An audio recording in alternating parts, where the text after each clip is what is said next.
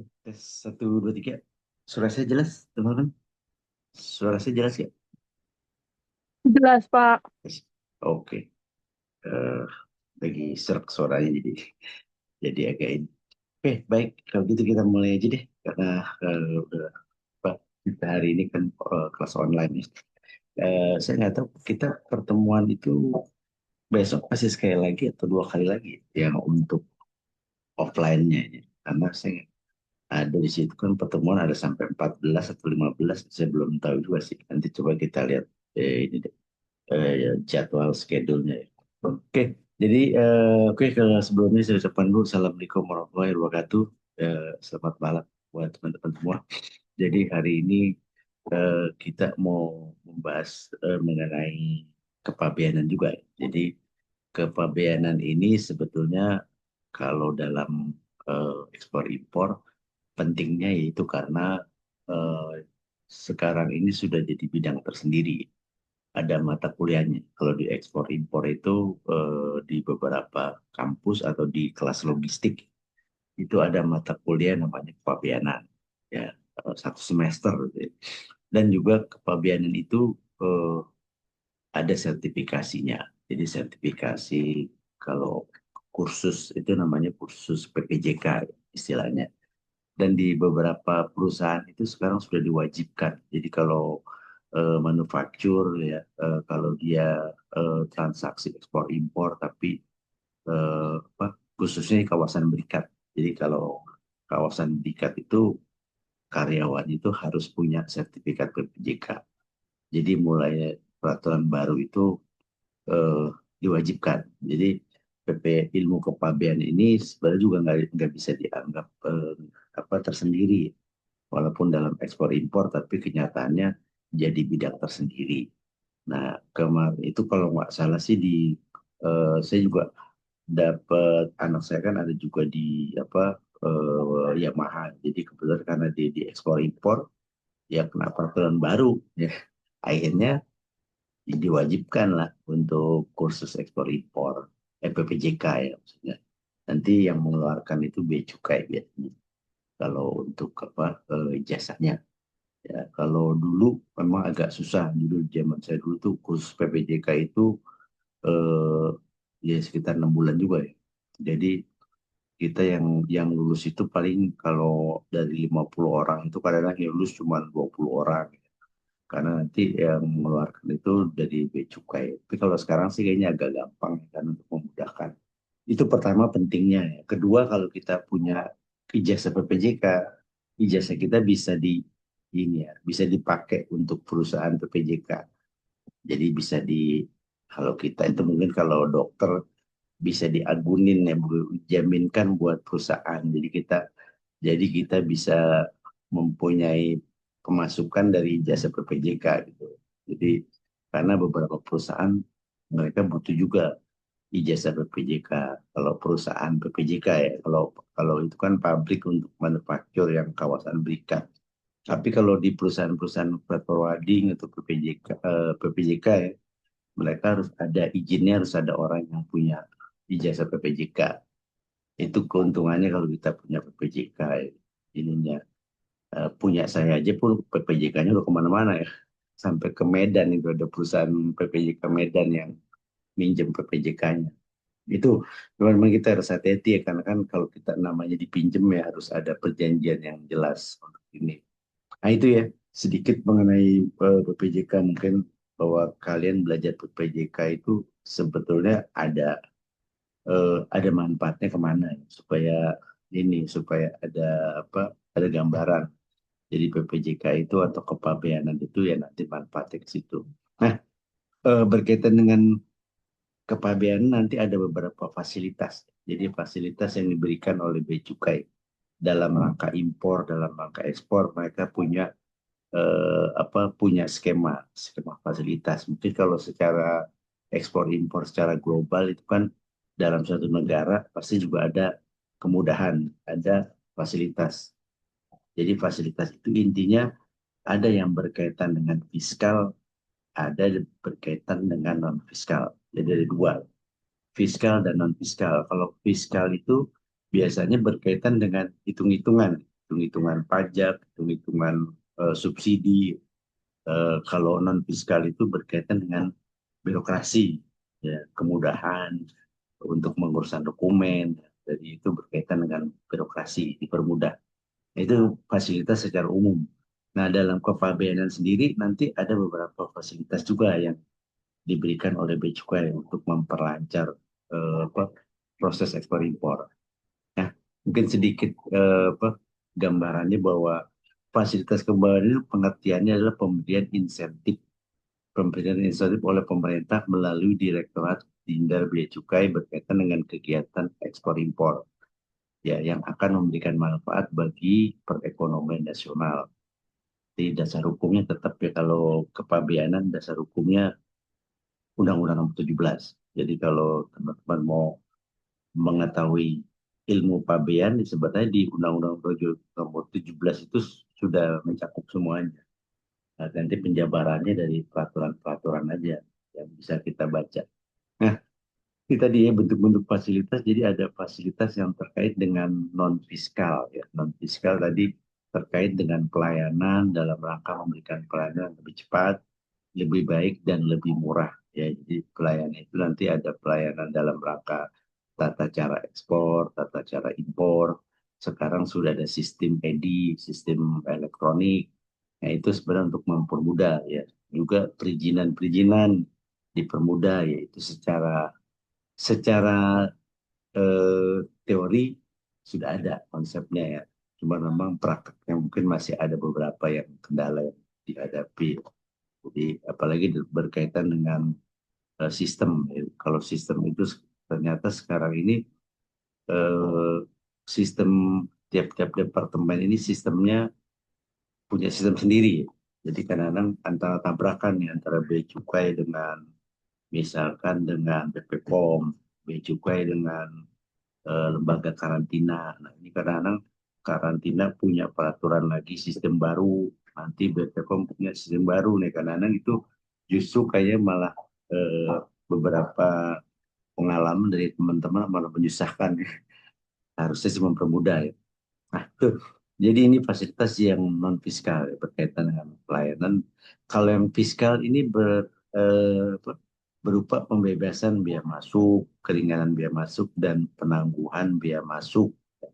Jadi yang berkaitan dengan bea cukai kan pengelolaannya adalah bea cukai itu kan biaya masuk, apa, termasuk juga cukai, ya. Nah, itu nanti fasilitas yang berkaitan dengan itu tadi, ya. Pembebasan biaya masuk, keringanan biaya masuk, pengembalian biaya masuk, penangguhan, pokoknya berkaitan dengan itu tadi, dengan nilai atau value. Kalau tadi non fasilitas dengan administratif, nanti kita lihat beberapa apa, fasilitasnya apa saja, ya. Ini. Ini tadi yang terkait dengan fasilitas non fiskal tadi, non fiskal ini kan berkaitan dengan administratif. Salah satunya ini pembongkaran atau penimbunan di luar kawasan pabean. Jadi apa referensinya tadi pasal 10A Undang-Undang Kepabeanan. Jadi kalau kita mengimpor barang, nah, diberikan fasilitas untuk kita bisa membongkar, tidak perlu di Tanjung Priuk, ya, tidak perlu di dalam Tanjung Priuk, boleh di area misalkan kita punya gudang sendiri atau punya tempat sendiri, itu diperbolehkan. Nah, ini ya, jadi fleksibel. Jadi bea cukai tidak mesti bawa bongkar itu harus Tanjung Priuk. Mungkin bongkar awalnya memang begitu kapal datang bisa di situ, tapi untuk pembongkaran selanjutnya bisa. Atau kapal pun bisa. Misalkan memang kapal itu mau dia dalam keadaan tentu harus bongkarnya di luar pelabuhan Tanjung Priuk, itu juga bisa. Jadi ini eh, pembongkaran dan penimbunan ini ada fleksibilitas. Kadang-kadang mungkin kalau kayak di daerah-daerah pedalaman, ya, kemarin daerah Sulawesi atau daerah kemarin itu daerah Riau, ya, itu untuk ke kantor bea cukai itu butuh ini, butuh perjalanan. Perjalanannya udah gitu, nggak bisa ini, nggak apa sih, agak susah prasarana. Maka si importir diberikan kebebasan. Jadi untuk bongkar sendiri di sana, jadi laporannya nanti tinggal ke bea cukai. Nah, ini juga dalam keadaan tertentu dia harus fleksibel. Ya. Jadi kebijakan ini karena kondisi-kondisi yang disebutkan tersebut ya, dan bukan karena adanya privilege tertentu terhadap importer ya. Jadi ini tadi ya, jadi bahwa pembongkaran ini diberikan karena memang apa, dari importir sendiri karena kondisi barangnya, karena kondisi wilayah, ya karena kondisi struktur struktur tempat dia pabriknya agak jauh dari ini, dari apa, dari kantor bea cukai. Itu bisa di pedalaman itu seperti itu ya. Yang kedua ini fasilitas jalur prioritas ya, prioritas atau dibilangnya jalur apa ya, ya pokoknya jadi prioritas ini hanya kepada, memang hanya diberikan kepada importir tertentu ya. Importir tertentu ada mungkin termasuk kawasan berikat, terus ada juga KITE ya, kemudahan impor tujuan ekspor. Ada juga ini mitra. Mitra itu mitra utama ya. Mitra prioritas dan mitra non prioritas. Jadi ada beberapa perusahaan yang mengajukan namanya jalur prioritas karena mungkin volume impornya besar, pabriknya besar, jadi mereka eh, tidak mungkin dokumen itu satu persatu ya. Jadi maka mereka mengajukan namanya jalur prioritas. Jadi jalur prioritas ini perlakuan khusus yang diberikan oleh importir yang mereka tidak perlu periksa barang lagi, ya, tidak perlu periksa fisik, ya, tidak dilakukan pemeriksaan fisik dan penelitian dokumen. Jadi kalau dia masuk barang, udah bea cukai ini aja. Bea cukai nggak akan periksa apa-apa. Udah, yang penting laporannya bener.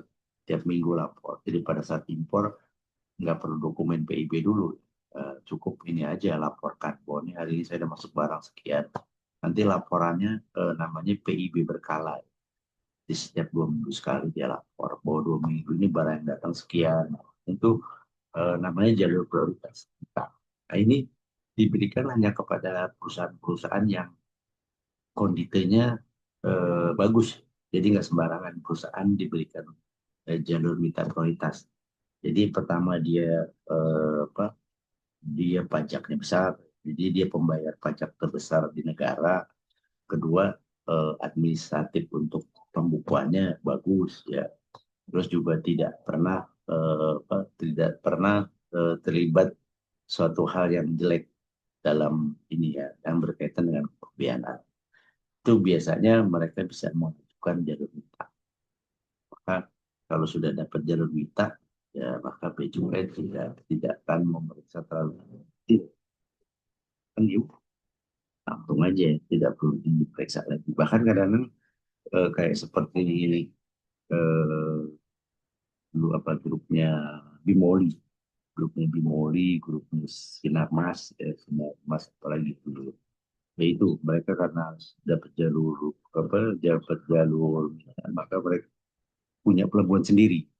Jadi karena dia eh, dianggap pelabuhan punya pemerintah itu kurang cepat, mereka maka buka pelabuhan sendiri. Jadi masukin barang sendiri. Itu kebebasannya untuk kita prioritas ya. Tetapi tetap ada ininya ya, ada risikonya kalau nanti dia terindikasi misalkan terbukti melanggar, ya, maka mitanya dicabut, jalur mitanya dicabut, tapi biaya-biaya biaya masuk semua yang sudah di selama dia dapat mita prioritas itu harus ini lagi, harus didenda lagi, dibayar lagi. Jadi itu nggak sembarangan juga ya kalau dia melakukan suatu kesalahan. Itu ya, jadi ini namanya jalur prioritas ya, atau jalur khusus ya, yang ini. Terus ada juga namanya fasilitas pemberitahuan pendahuluan atau pre-notification.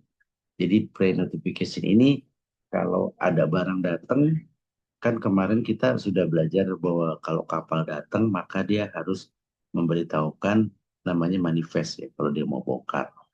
Jadi sebelum kapal datang kita sudah boleh mengajukan PIB dulu.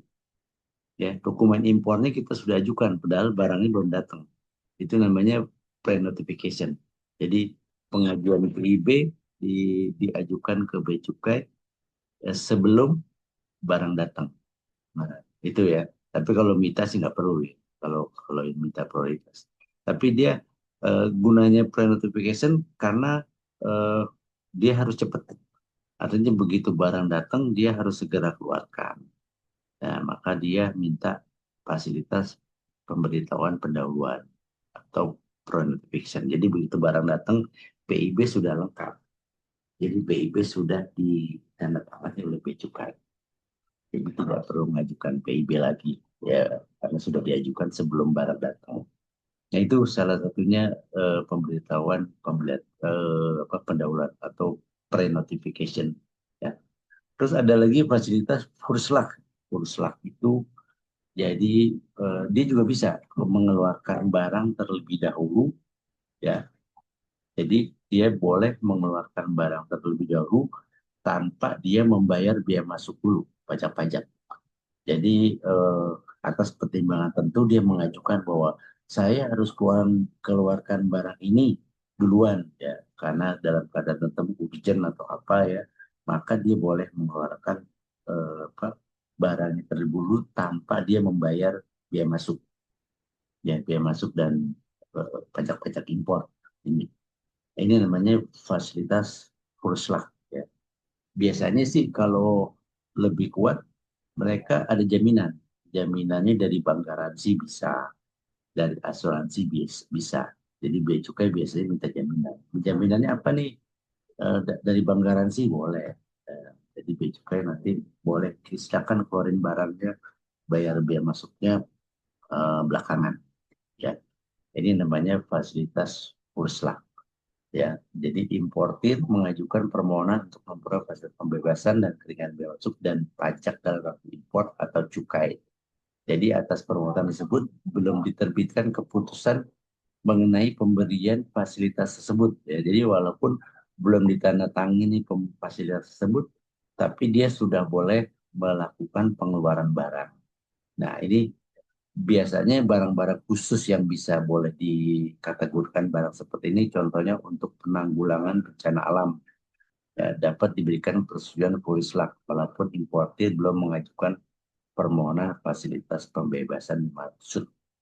Jadi kalau ada barang-barang yang memang urgent untuk bencana alam, untuk bantuan, untuk apa ya, untuk apalagi yang memang sifatnya urgent, maka dia boleh mengajukan fasilitas yang namanya Pursla. Gitu ya, teman-teman. Mungkin kalau ada yang mau tanya, silakan aja dipotong kalau ada yang ragu-ragu. Ada pertanyaan sampai sini, teman-teman? Saya lanjutin, oke? Lanjut, Pak. Lanjut. Nah, terus ada lagi fasilitas pelayanan segera. Nah, ini namanya rush handling. Jadi ini juga sama ya, dia diberikan untuk impor tertentu yang karena karakteristiknya memerlukan pelayanan segera untuk dikeluarkan dari kawasan pelabuhan. Nah, jadi biasanya barang-barang yang seperti ini eh, diberikan untuk barang-barang yang contohnya yang terikat waktu, peka waktu, memerlukan penanganan khusus atau barang lain yang diperlukan berdasarkan pertimbangan tertentu dari kepala kantor. Ya, yang peka waktu itu misalkan buah-buahan, hewan, ya, itu kan dia peka waktu, ya. Maka dia harus boleh diberikan fasilitas trust handling. Jadi kalau trust handling dia dokumen PIB-nya belakangan juga. Jadi apa, dia boleh mengeluarkan barang dulu, PIB-nya bisa nyusul. Tapi dia biasanya juga diminta jaminan. Jadi kalau saya mau melakukan trust handling, bisa jadi saya harus menyetor apa, biaya masuknya dulu dari untuk bea cukai. Tapi nanti pada saat kemudian baru kita lanjutkan PIB-nya. Dan setelah mengajukan PIB, maka jaminan bisa diambil. Ya, jadi, ada beberapa jenis kan, yang kita lihat. Nah, Ini kategori fasilitas pelayanan ya, mengacu pada Kementerian Keuangan nomor 148. Jadi barang-barang yang termasuk dalam fast handling adalah satu organ tubuh manusia, antara lain ginjal, kornea mata, atau darah, mungkin atau lain lagi yang sifatnya untuk biasanya kalau ini biasanya untuk pencakokan, ya, pencakokan ginjal, pencakokan kornea mata. Ini termasuk apa, fast handling, nggak boleh dilama-lamain. Nanti kalau orang mau mau pasang ginjal, misalkan ginjalnya ini dari luar ya, karena cocoknya ditemukan dari rumah sakit di Cina, misalkan untuk pasien di Indonesia, maka kan impor ya, diimpor kan namanya semua barang masuk ke Indonesia kan impor. Maka bea cukai tidak boleh memperlambat, karena takutnya nanti ginjalnya keburu nggak bisa dipakai. Begitu mau apa, dipasang karena kelamaan akhirnya nggak berfungsi, termasuk itu tadi ya, kornea mata atau darah. Nah, ini organ tubuh manusia, termasuk juga turunannya adalah jenazah, jenazah atau abu jenazah. Jenazah itu ada dua kategori, jenazah yang utuh atau yang dikremasi. Jadi ada dua, atau nah ada yang emblem. Jadi kalau nggak salah itu ada emblem dan non emblem. Kalau emblem apa ya, emblem? Kan yang tahu emblem. Jadi ada dua kategori, emblem dan non emblem. Emblem itu kalau nggak salah apa ya istilahnya? Ya agak-agak ini. Mungkin ada yang tahu, ada yang bisa bantu. Emblem itu kalau dikasih, kalau mayat itu kan suka diawetkan, ya. Supaya awet dia dikasih apa? Mungkin ada yang tahu. Ada yang tahu nggak tuh? Formalin ya, Mbak? Eh, Mungkin semacam formalin atau apa ya? Nah, jadi kalau mayat itu kan supaya diawetkan, dia pakai zat tertentu ya. Nah, saya nggak tahu zat apa. Itu namanya emblem, emblem atau non emblem. Jadi ada jasad yang diawetkan, ada jasad yang tidak pakai pengawet. Terus juga ada yang berbentuk utuh, ada yang dibakar, ya, dalam bentuk abu jenazah. Ya misalkan ada orang saudaranya meninggal di Singapura, tapi apa, mayatnya dibakar nanti kan apa, abunya dibawa ke Jakarta, dipakai guci apa apa ya. Nah itu masuk ini juga ya, masuk dalam apa, fasilitas pelayanan segera. Kalau jenazah masa dilama-lamain ya, mau bea cukai. Nanti jenazahnya ini malamnya didatengin sama bea cukainya. Ini saya udah jadi mayatnya dipersulit sama bea cukai.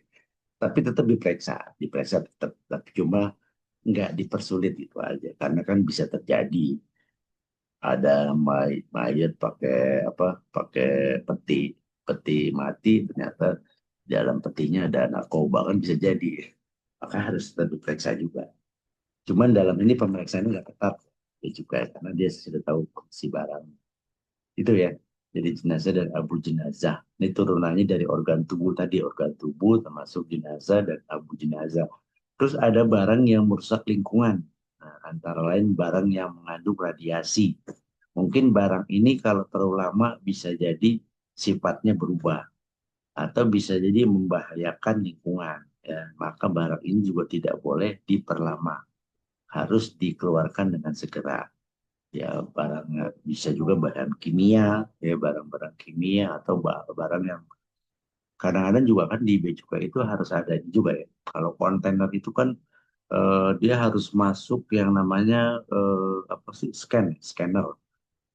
Jadi ada, kalau kontainer itu kayak kalau di bandara kan harus masuk itu ya, masuk scanner juga. Jadi nanti ketahuan nih tasnya isinya apa. Jadi kalau kalian bawa tas kan suka lewat itu jalur itu ya, scanner.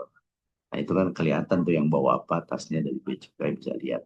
Nah itu juga sama ya. Kalau kontainer juga begitu. Kalau di Gunung Priok dia harus apa, dilakukan scanner juga. Nah itu pun kalau barang-barang yang tadi nih, kalau misalkan kita importir, wah Pak, barang saya nggak boleh scanner karena kalau di scanner bisa berbahaya. Atau kalau di scanner bisa berubah wujud. Kan ada juga barang gitu kan. Atau dia karena kena cahaya scanner dia bisa juga meledak. Maka bea cukai tidak mau, dia tidak akan men-scanner barang tersebut. Nah, itu masuk barang yang bersifat lingkungan salah satunya. Ya kategorinya kemarin barang berbahaya. Ya. dangerous good ya, salah satunya. Nah itu ya.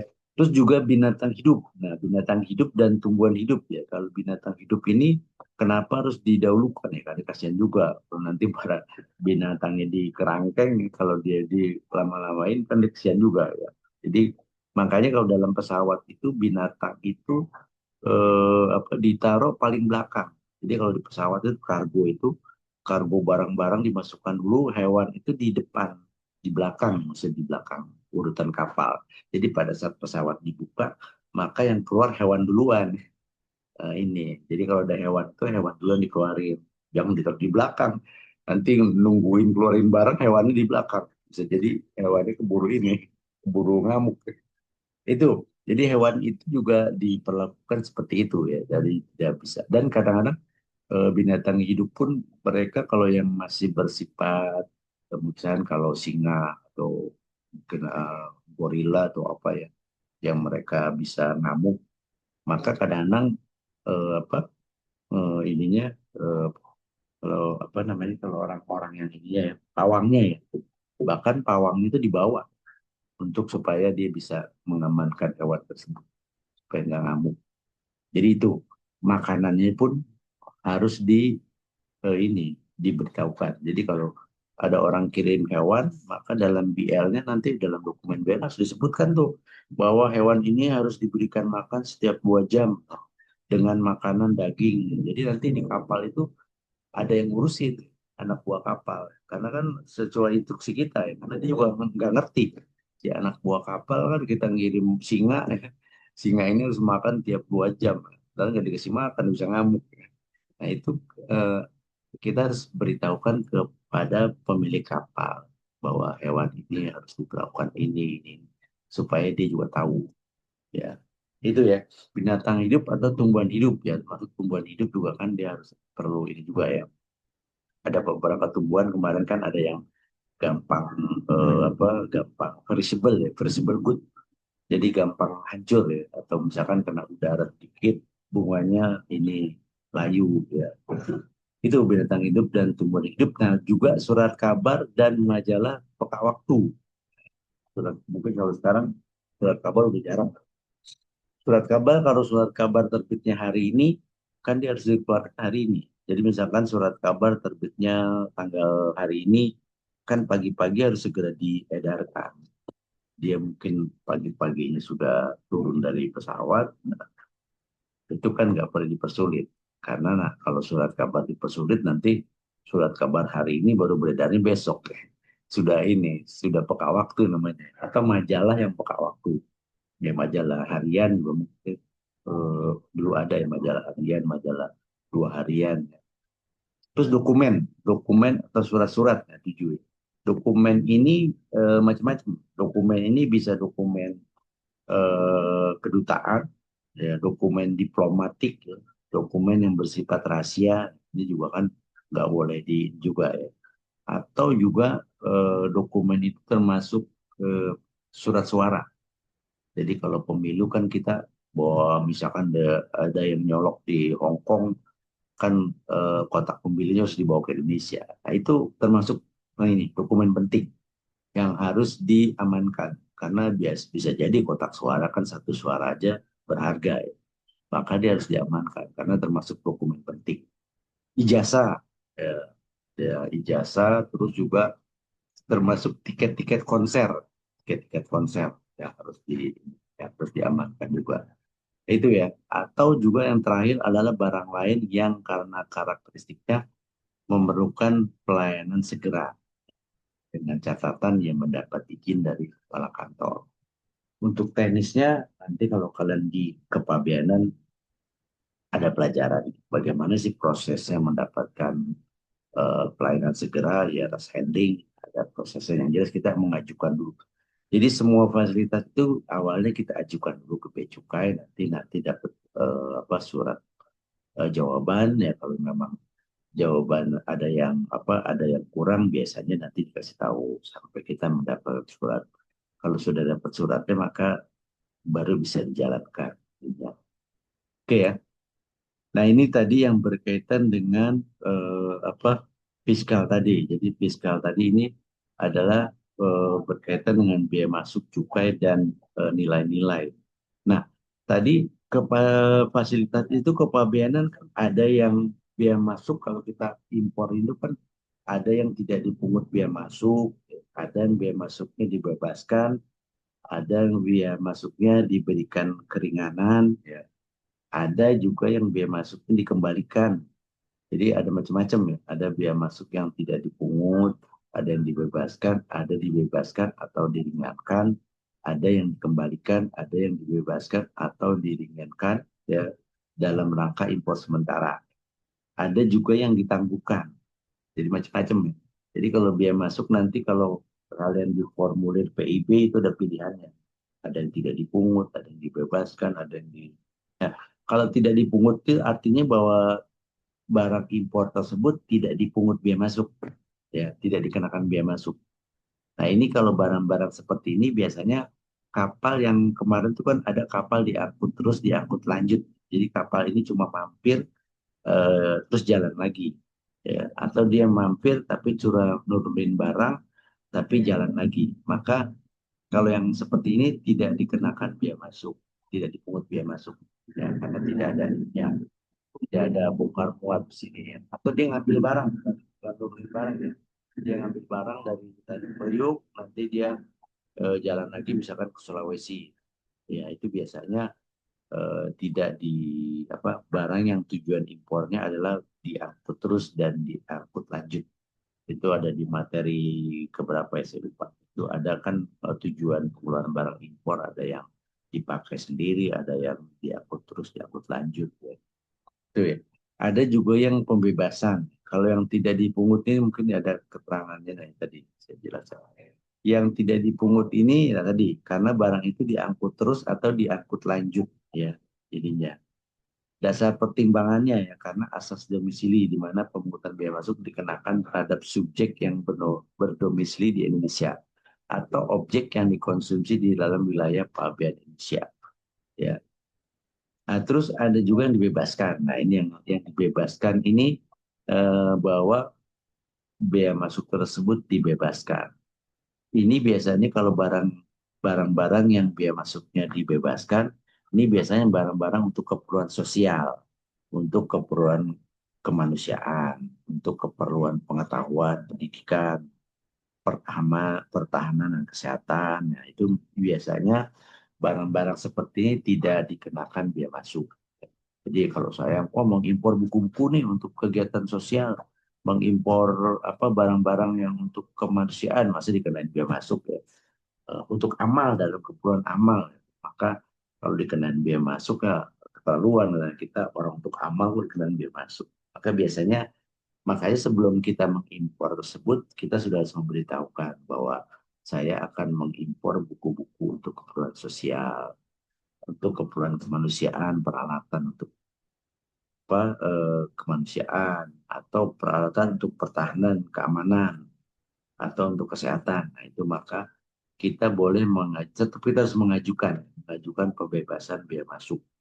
Karena kan kemarin itu ada kasus yang katanya dia impor buku-buku, ternyata dikenakan biaya masuk besar oleh bea cukai, kan dia komplain. Ya. Mungkin pada saat masuknya dia nggak izin dulu atau dia nggak memberitahukan dulu. Jadi bea cukai ya hitung aja biaya masuknya berapa. Kalau dia ini kan pasti bea cukai. Yang jelas ada info apapun yang terkait dengan barang tersebut, maka kita harus kalau bisa dikomunikasikan dengan pihak bea cukai supaya nanti kita nggak disalahkan kalau kita sudah lapor dulu. Nah, pembebasannya digunakan untuk keperluan tertentu atau sifatnya pembebasan mutlak ya. Ya, ini masuk dalam pembebasan. Tadi ada juga pembebasan dan keringanan. Jadi keringanan ini biasanya juga untuk pembebasan diberikan untuk insentif sektor pertanian, untuk pencegahan pencemaran lingkungan, untuk keperluan olahraga, untuk keperluan pabrik yang dikelola oleh pemerintah, proyek pembangunan yang dibiayai hibah, ya, serta sektor industri yang berorientasi ekspor. Jadi kalau saya buka investasi, barangnya impor, tapi investasi saya nanti bermanfaat. Karena apa? untuk menciptakan tenaga kerja, menyerap tenaga kerja, atau untuk diekspor kembali ke luar negeri, ya, maka eh, saya sebagai eksportir atau importir bisa juga mengajukan pembebasan, ya, atau juga keringanan. Nanti tergantung eh, ininya ya, tergantung dari pemerintahnya. Lihat lihat proyeknya ya, proyeknya apakah ini layak dikasih pembebasan atau cuma dikasih keringanan. Jadi kalau bayar biaya mas, saya mau mengimpor mesin, mesin ini nanti saya gunakan untuk investasi loh di Indonesia, dan itu bisa ini menciptakan lapangan tenaga kerja banyak, maka pemerintah akan menghitung uangnya. Oke, kalau memang buat ini maka bisa jadi saya bebaskan biaya masuk, atau harusnya 10% kamu bayar cuma 5%, sisanya kamu free ya istilahnya. Nah, itu ya, jadi pembebasan atau keringanan sesuai dengan karakteristik barangnya, ya. Terus yang ini adalah pengembalian tadi ya, ada fasilitas pengembalian biaya masuk. Pengembalian ini bisa terjadi karena faktor-faktor tadi, bahwa saya impor barang ternyata saya salah hitung nih.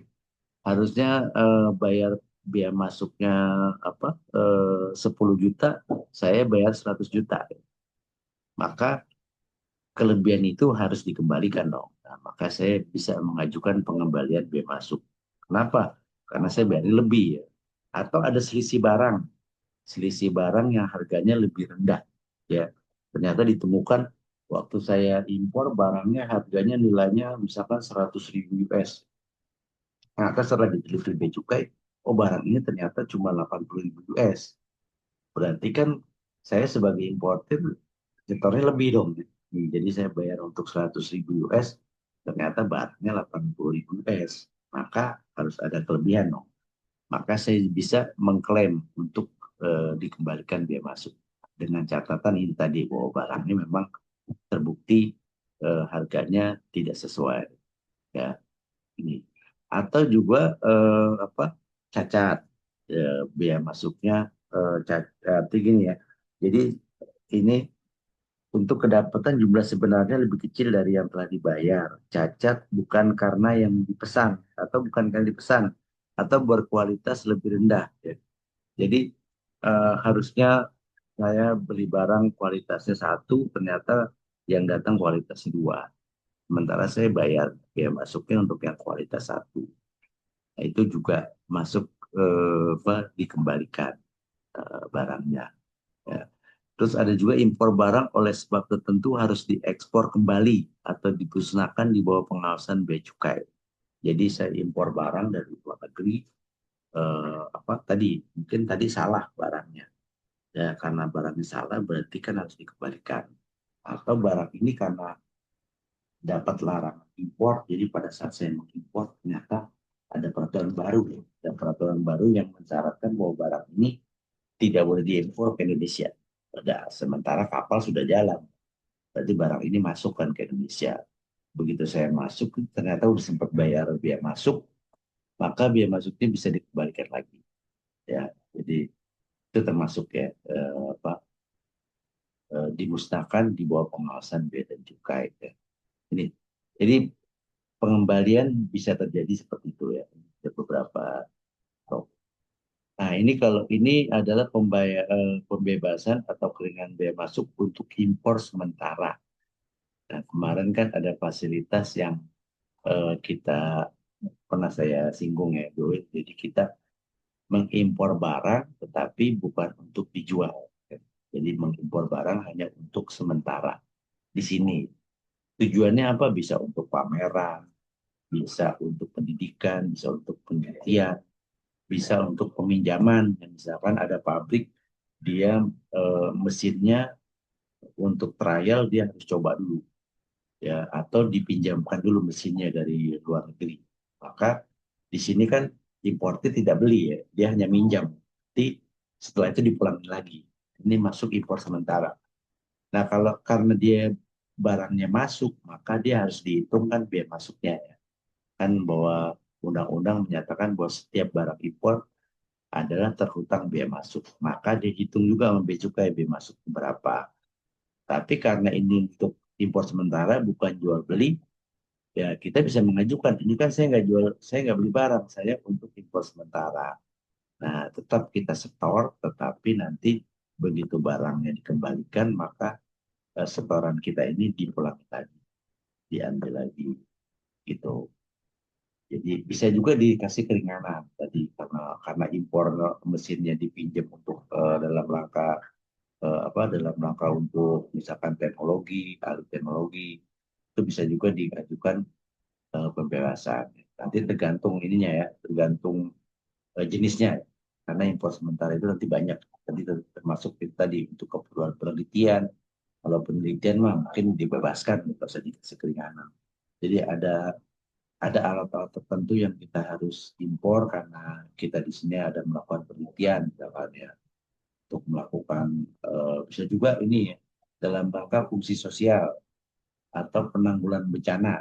Misalkan di Aceh kemarin bencana banjir dan apa tiba-tiba diperlukan alat yang di Indonesia tidak ada, ya. Misalkan alat eskalator atau apa yang di Indonesia tidak ada, maka alat itu diimpor, maka itu namanya impor sementara untuk penanggulangan bencana kebakaran, misalkan karena kebakaran hutan di tidak ada pesawat helikopter yang di Indonesia itu yang secanggih yang ada dulu kan pinjam di Australia, misalkan di Australia meminjamkan helikopternya untuk keperluan penanggulangan bencana alam. Kalau udah selesai maka lagi.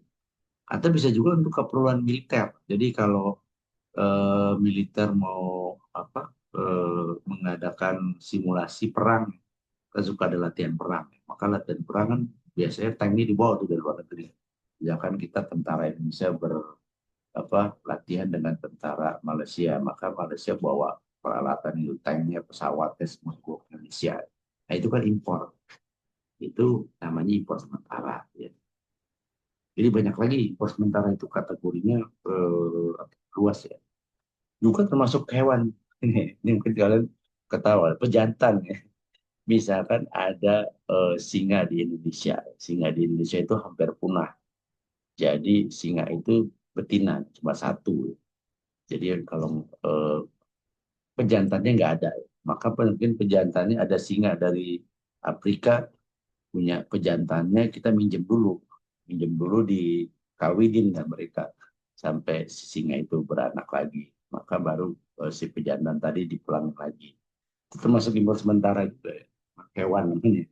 Jadi macam-macam untuk impor sementara itu kategorinya. Ya. Tapi yang jelas intinya bahwa impor sementara itu tidak ada jual beli di sini ya.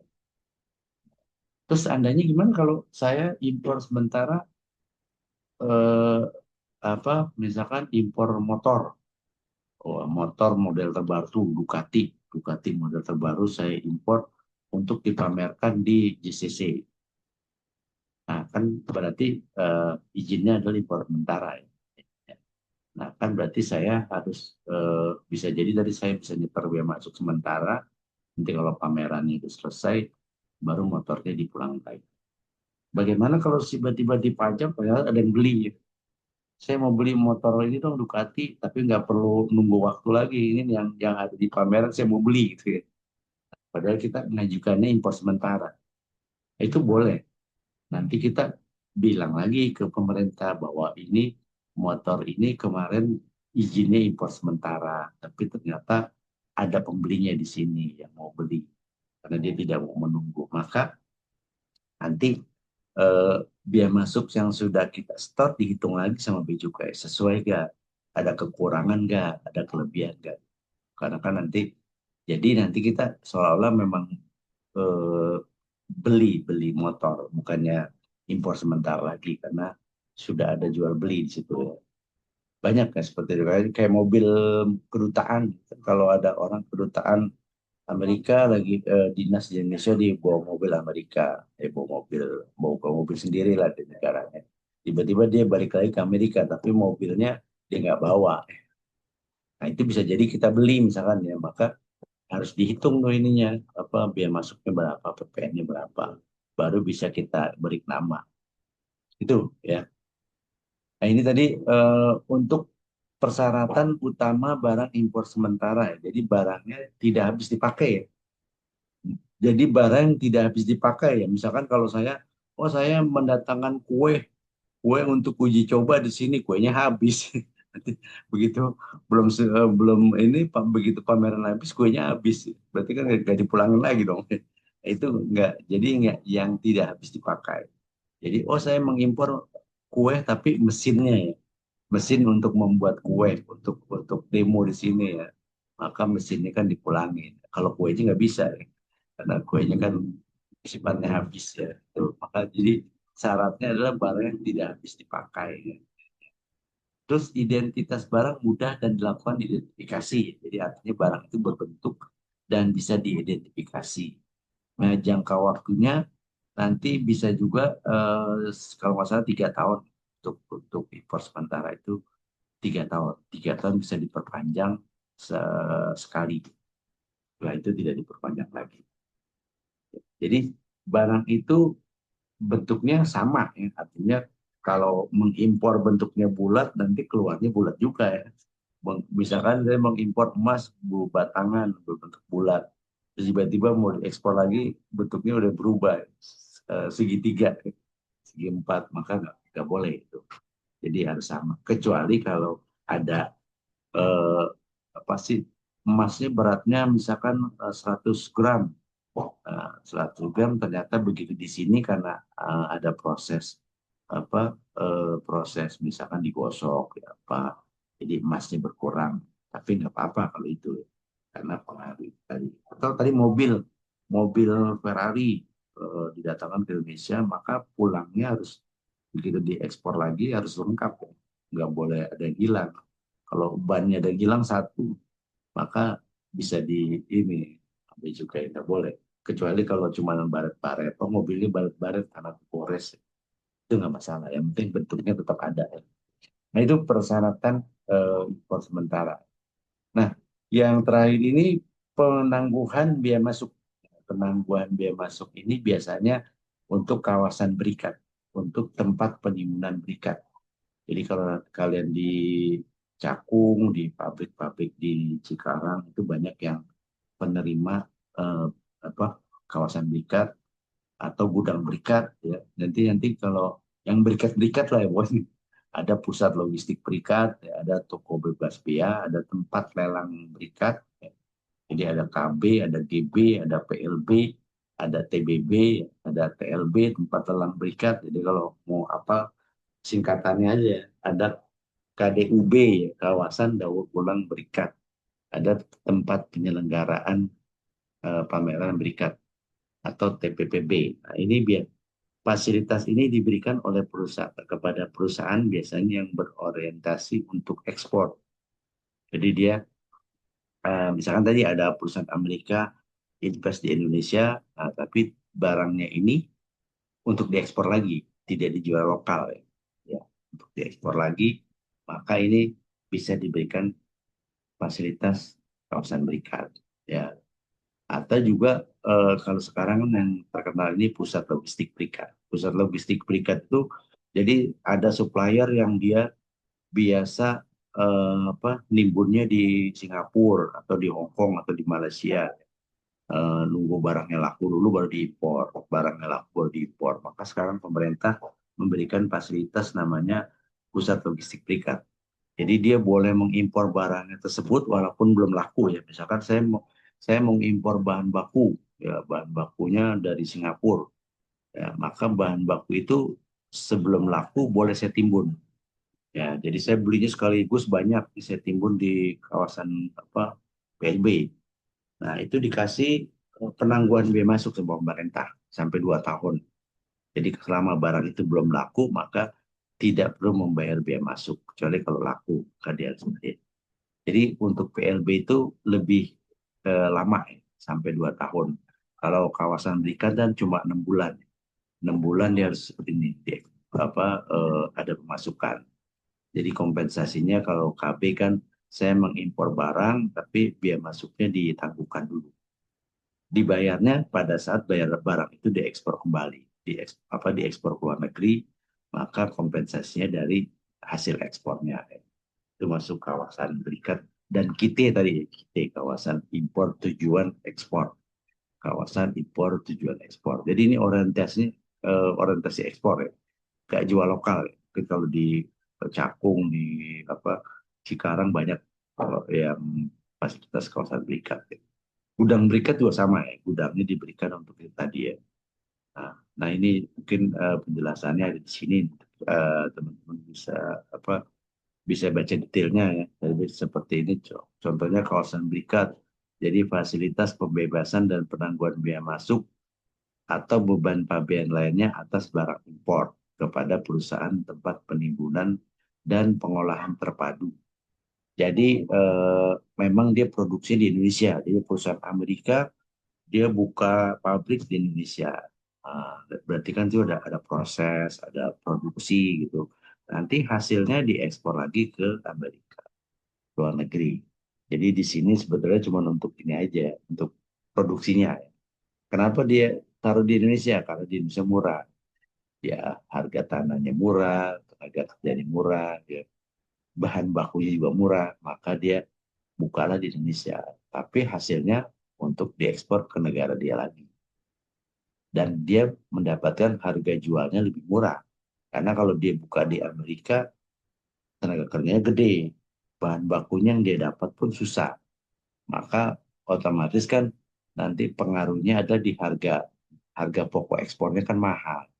Nah, kalau di Indonesia kan murah, di tenaga murah, bahan bakunya murah, maka dia dapat harganya pun murah. Ya. Dia bisa diambil lagi ke Amerika, nanti dia jual ke seluruh dunia. Ya. Banyak seperti itu ya, perusahaan-perusahaan Amerika banyak juga kayak perusahaan Jepang, Samsung, dia pasti untuk casingnya apa semua kan di Cina semua, di Cina. Ya, Samsung itu kan sebetulnya produksinya cuma mesinnya aja, ya. Tapi kalau cuma layarnya, casingnya semua kan dari Cina semua. Itu kalau nggak begitu dia mahal nanti, karena dia untuk produksi sendiri mahal. Seperti mobil karena kan di Vietnam orang trennya lagi ke Vietnam lebih murah kan. Banyak yang perusahaan Mercy sekarang nggak mau di Indonesia nih, ke Vietnam, ke Thailand lebih murah di sana. Nah, terus ini kawasan berikat, ini kita tadi kita sudah jelaskan ya, kita ini untuk kawasan impor tujuan ekspor juga hampir mirip dengan kawasan berikat ya. Ininya, saya rasa sih ini apa penjelasannya aja. Saya jelaskan yang ini saja ya, poin-poinnya. Terus gudang berikat, jadi gudang berikat ini juga sama ya. Durasi penimbunan barang dalam gudang berikat maksimal 1 tahun, terhitung sejak pemberitahuan pabean impor.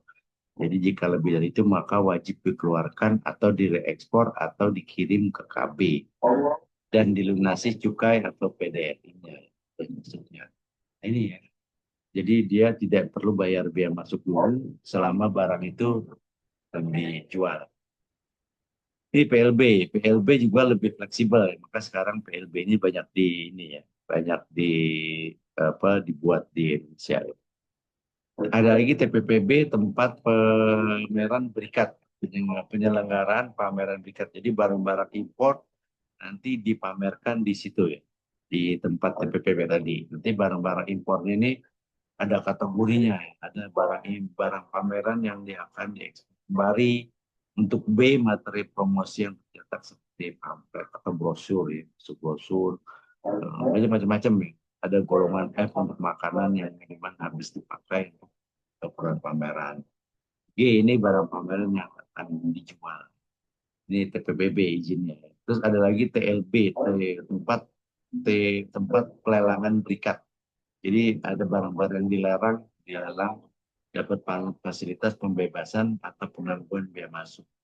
Terus yang kita kenal juga TBB, toko bebas biaya. Toko bebas biaya ini diperlukan dijual biasanya di tempat-tempat transit ya, transit keberangkatan atau terminal kedatangan. Jadi kalau kita mungkin dari mau ke Amerika transit ke Korea atau transit ke Singapura, maka nanti di Singapura suka ada barang-barang yang nanti toko-toko namanya TBB, oh bebas biaya. Jadi memang diperuntukkan untuk turis-turis. Ya. untuk diplomat, untuk ininya, ini macam-macam ya. Jadi adanya di bandara, jadi bisa juga di dalam kota ya, berlaku di dalam kota. Ini konsumennya biasanya kalau TBB yang tadi dijelaskan ya. Jadi ya, kalau di bandaranya orang asing, orang pergi ke luar negeri, atau dalam kota beberapa diplomatik, pejabat tenaga ahli, ya, wisatawan asing ya. Jadi kalau dulu itu namanya dati free shop di Kemang itu ada dulu di Kemang namanya dati free shop karena di Kemang kan banyak orang asing ya. Jadi ada juga toko dati free shop. Ini. Sekarang mungkin kayak sudah nggak ada ya. Ada itu kalau masalah di daerah dekat itu ya dekat Setiabudi ada dati free shop. Kalau masalah di Citraland, Ciputra apa itu, Ciputra Mall itu ada di lantai berapa itu ada TBB atau Dati Free Shop. Jadi kalau kita mau beli barang-barang bermerek di situ, harganya bisa lebih murah karena nggak dikenakan biaya masuk. Dan ini ada lagi tempat daur ulang berikat. Jadi tempat daur ulang berikat ini kita mengimpor limbah-limbah untuk dijadikan suatu barang lagi, ya, untuk diolah dan menjadi sesuatu benda lagi. Jadi limbah ini dari karet bisa, dari elektronik, pakaian dan sebagainya. Tapi limbah ini limbah yang bukan berbahaya. Jadi syaratnya itu yang boleh dimasukkan limbah padat yang tersortir. Ada limbah non B3. Jadi nggak boleh bukan sampah rumah tangga, misalnya bukan dalam bentuk cairan pasta. Ini ada ada ininya ya, ada prasyarat untuk limbah ini. Jadi pengusaha yang mengelola tempat daur ulang berikat wajib memiliki dokumen atau izin pengolahan limbah daur ulang serta dokumen lingkungan hidup lainnya. Selain itu, jika dalam waktu 3 bulan limbah barang tersebut tidak diolah ya, maka barang tersebut wajib diekspor kembali. Jadi limbah ini bisa juga daur ulang nih begini, misalkan ada eksportir dia menjual minyak wangi diekspor ke Malaysia, ya. Diekspor ke Malaysia, nanti botolnya kalau sudah habis diimpor lagi ke Indonesia, nanti didaur ulang lagi. Atau ya tadi plastik bisa jadi saya mengekspor ada orang mengekspor plastik ya minuman dari plastik, nanti plastiknya itu diimpor lagi ke sini untuk diolah lagi jadi bahan plastik lagi. Nah itu jadi daur ulang itu bisa jadi daur ulang yang barangnya botolnya tetap sama tetapi dibersihkan lagi. Jadi seperti kalau kita beli air mineral di gas ya, itu kan yang kita beli bukan tempatnya tapi isinya. Kita beli air mineral yang kita beli isinya, galonnya kan kita tukar ya. Galonnya tukar lagi ya. Itu namanya daur ulang. Jadi bisa jadi atau kalau sekarang minuman teh botol ya, teh botol itu kan ada dulu jualnya dalam bentuk beling, gelas kaca. Bisa jadi misalkan teh botol mengekspor ke Malaysia, pakai teh botolnya bahan dari kaca, maka kan orang kan nggak bawa, biasanya kalau kita minum teh botol kan eh, yang dari gelas kaca kan kita taruh lagi ke warungnya ya. Kan diambil lagi kosongannya sama teh botol, diproses lagi, dibersihkan, nanti diisi lagi teh botol. Nah itu namanya masuk dalam ini tempat daur ulang berikat. Jadi karena barang itu yang diimpor kan ini juga tempatnya, jadi kita mengajukan namanya tempat daur ulang berikat itu ya. Nah, oke, saya rasa ini yang divisi kepabeanan ini nanti kita kemarin sih sebenarnya kita mau simulasi yang mengenai EDI, electronic data exchange. Jadi yang jelas kalau terakhir ini bahwa kalau kita mau menggunakan EDI, electronic data interchange, maka biasanya kita kalau dulu harus kita punya softwarenya, jadi kita punya satu unit komputer, perangkat komputer nanti diinstal untuk ininya, untuk ED-nya. Nanti yang kemarin saya mau install ke teman-teman di laptop, nah itu seperti itu ya. Nanti diinstal, nanti dia programnya ngelink ke bea cukai. Jadi nanti kalau mau ekspor ya tinggal kita masukin datanya, nanti kita kirim lewat sistem tersebut. Biasanya untuk mengajukan itu, maka biasanya kita mengajukan ke bea cukai. Biasanya punya sistem nih, tolong di ini. Ini tadi persyaratan untuk mendapatkan modul. Jadi ada pendirian, SIUP, NPWP, APIN, dulu NIK, sekarang mungkin NIB ya. Jadi spesimen tanda tangan perusahaan, aktivasi, nanti kita dapat aktivasi elektronik data interchange. Ini ya, ininya nanti contohnya PIB formulirnya kita lihat di ini kemarin nanti kalau kita sudah install seperti ini lah manualnya, pemberitahuan impor barang atau PIB. Ini lembar atasnya, ini lembar bawahnya. Jadi kalau dulu manual itu kita ketik-ketik nih nama pemasoknya, kita ketik, importirnya kita ketik, misalnya masih manual dulu. Tapi sekarang kan sudah sistem EDI. Jadi kita tidak perlu coret-coret lagi. Kalau dulu masih ketik-ketik bisa jadi salah. Salah kita balik lagi, salah balik lagi. Itu ya di bawahnya. Nah, ini SPPB ya. Jadi kalau kita sudah kirim data, sudah lengkap, kita kirim ke Bea Cukai, dapat persetujuan namanya SPPB, Surat Persetujuan Pengeluaran Barang. Berarti kalau kita impor sudah dapat SPPB, kita bisa keluarin barang, kita yang priuknya. Ya, keluarnya SPPB seperti ini. Ya, kalau ini gambarannya kemarin kita sudah jelaskan, nanti ada jalurnya, kita apakah jalur merah, jalur hijau. Nanti kalau jalur merah nanti biasanya di ujian suka saya tanya juga tuh. Ya, jadi jalur-jalur ya. Yang dimaksud jalur merah apa, jalur hijau apa gitu. Kenapa dia dikategorikan jalur merah? Kenapa dikategorikan jalur hijau atau jalur kuning? Nanti kalian baca lagi. Ya, saya rasa itu aja. Jadi kalau untuk prosesnya nanti sudah saya jelaskan di awal. Jadi kita bicara cuma fasilitas-fasilitasnya aja untuk ini. Oke, sebelum ditutup mungkin ada yang mau tanya, silakan. Ada yang mau tanya, teman? Atau sudah cukup? Pak. Cukup ya, kayaknya pada lemes semua. Nggak ada perlawanan.